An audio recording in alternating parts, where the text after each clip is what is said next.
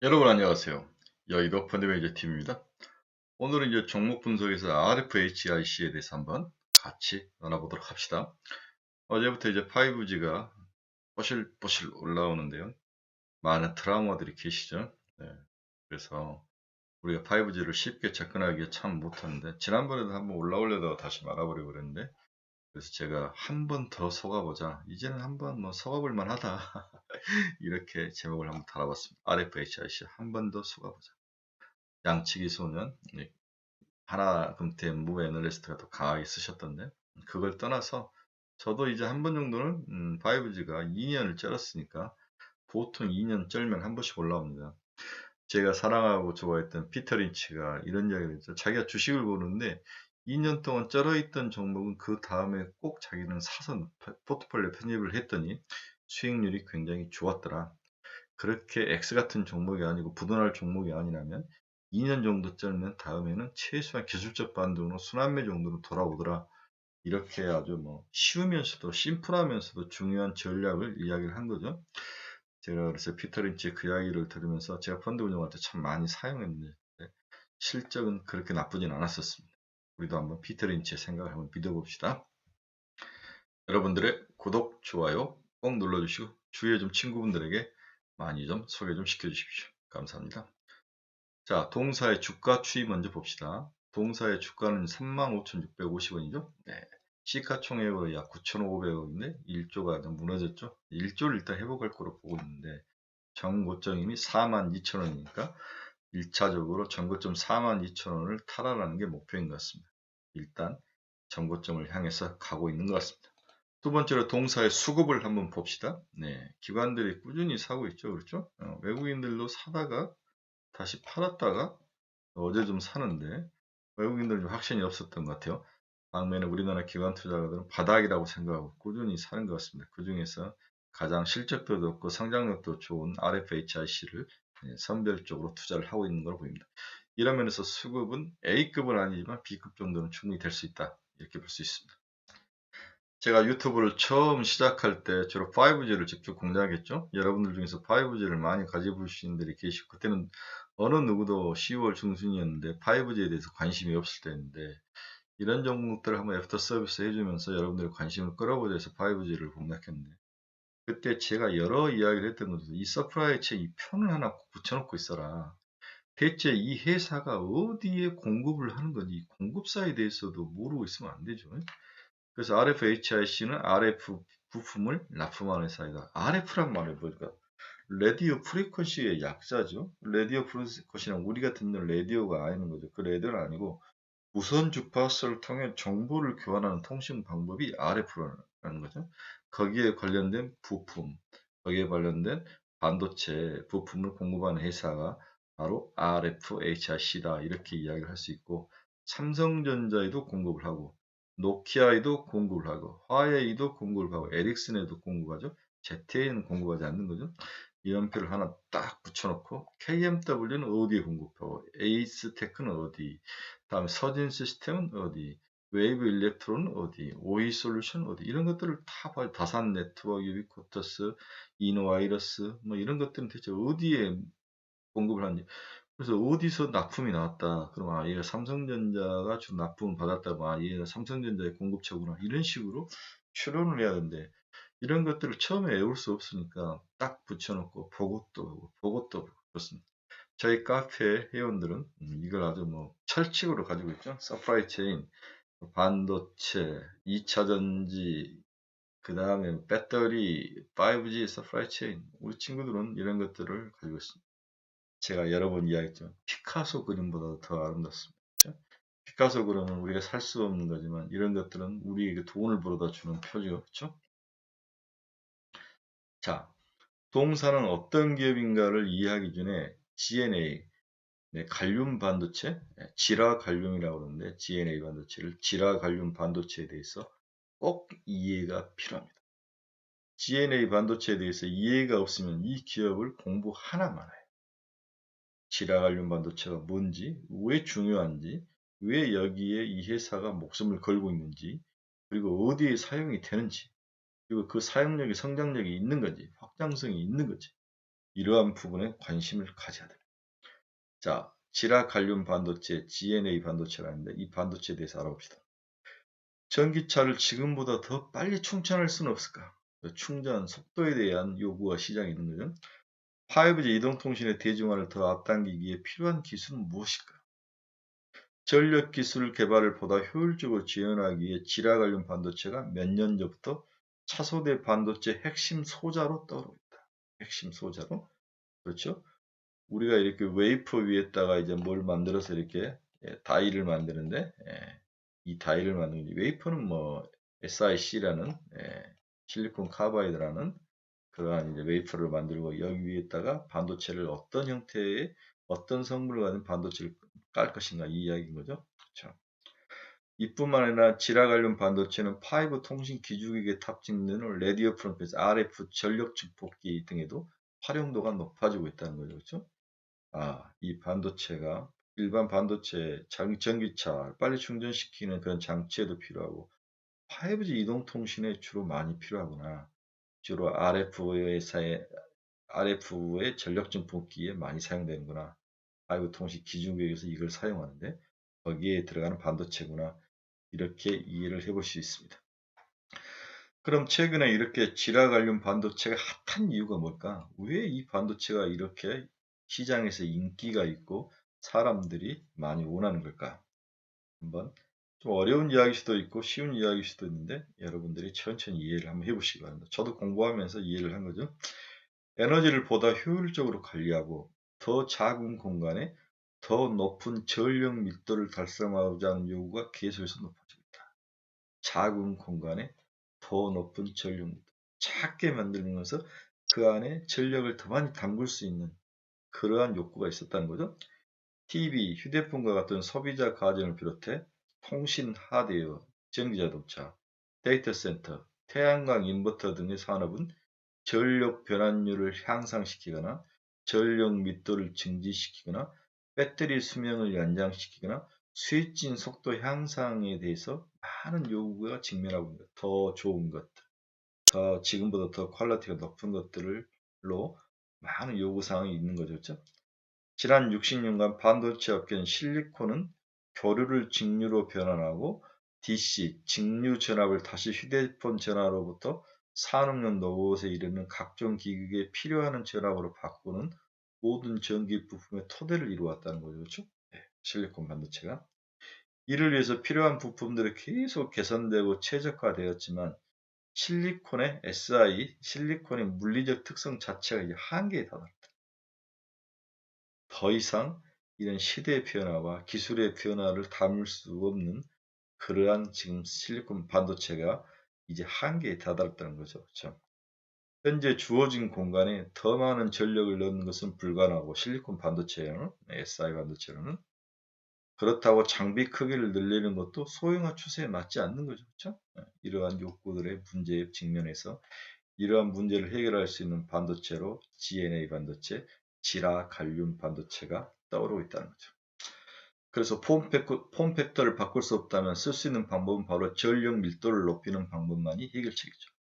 이는 전자업계가 더 이상 실리콘을 기반으로 하는 전력용 반도체가 아닌 새로운 체계의 전력 반도체를 필요로 하고 있다는 것을 의미하고 있죠.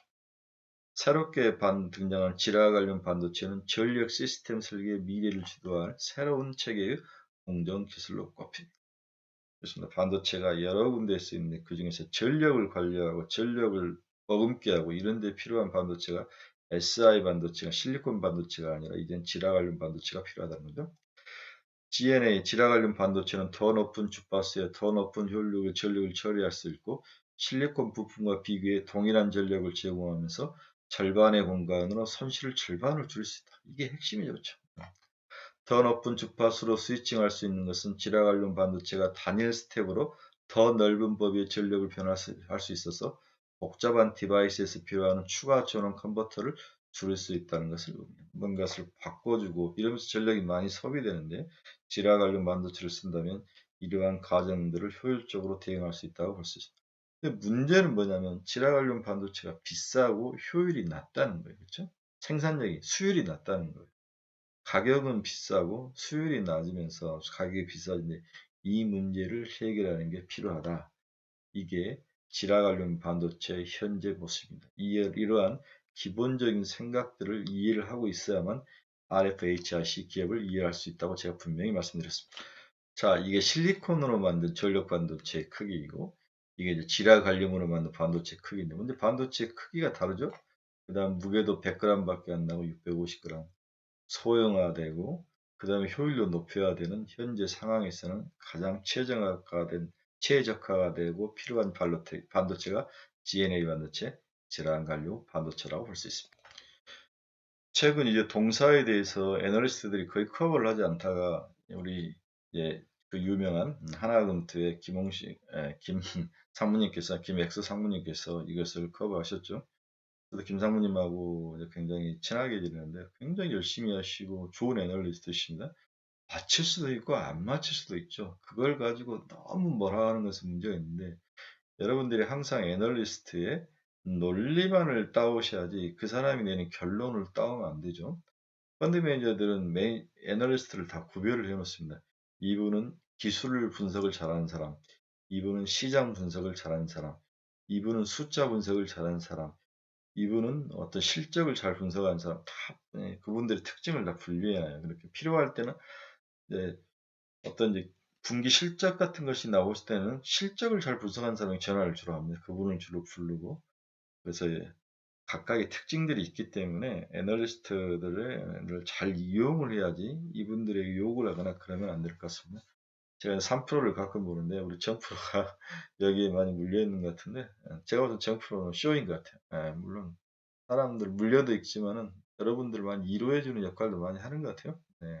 이렇게 물려 있는 동질 의식을 주면서 어떤 마케팅적으로 품어안고 끌어안는 모습이 있는 것 같은데 그런 모습이 굉장히 많이 전략적이었다는 거죠. 제가 봐서. 자, 우리 그 애널리스트는 다음과 같이 동사의 매력 포인트를 지적을 했습니다. 세 가지를 시행. 첫째, 미국 5G 네트워크 장비가 국산화 정책의 대표적 수혜주다. 그렇죠? 미국의 5G 네트워크 장비를 자기 내부에서 국산화하려고 하는데 여기에 다양한 부품들이 들어가는 그 소싱을 한국 장비를 쓸 수밖에 없다. 이 이야기를 하는 거고. 두 번째, 미국 수출 성과를 바탕으로 2022년 가파른 이익 증가세의 추세가 나타날 것이다. 동사에 대해서. 네.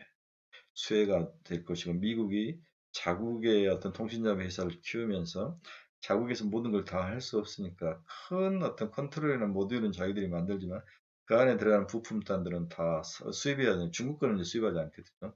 한국 것을 수입하는데 그동안 이러한 것들이 늑대 소년처럼 늑대가 나타났다 여러 번 하다가 이제 우리를 실망케 했는데 이제 내년 정도면은 이제 실질적으로 한국 제품들이 들어갈 수 있는 게 아닌가 이런 생각을 해보죠. 세 번째, 조만간 글로벌 업체와 전력 반도체 합작 법인을 설렸다. 네, 글로벌 업체와 SK 하이닉스와 SK 실트론입니다. 우리 실리콘 웨이퍼를 만드는 회사가 SK 실트론이죠. 실트론을 SK가 샀죠. 그래서 얼마 전에 SK 최태원 회장님 공정이 나와가지고 이거 자기 돈 주고 사가지고 이제 그 회사가 살 수 있는 그런 이권을 개인이 들어와 넘겼느냐 배임이다 횡령이다 이렇게 이제 전쟁이 일어났는데 그 문제를 해결하기 시켜나셨던 것 같아요. 네. 플라즈마 사업 진출 성과가 드러날 전망이다. 자, 그러면 여러분들이 구조를 알아야 되냐면 이 RFHIC가 직접 미국 버라이전 같은 데 납품을 못합니다. 반드시 여기 이제 삼성전자를 통해서 납품을 해야 되는데 이 삼성전자를 통해서 납품할 때는 아주 행복하죠. 그러지 않을 때는 미국의 마루벤이라는 상사 같은 것들이 큰 상사들이죠. 이 상사들이 노키아나 이런 데하고 관계가 좋기 때문에 에릭슨가 이들을 통해서 납품합니다.